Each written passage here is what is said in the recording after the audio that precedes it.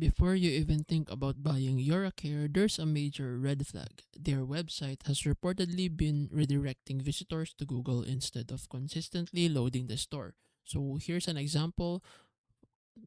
Search for Yoracare on Google, and then of course, this is their website, yoracare.com. Click on it. After 1 second, you're back to Google. So that's especially concerning when recent customer reviews are already reporting delivery problems, poor customer service, and even receiving products branded Glamshi or Wistara instead of Yoracare.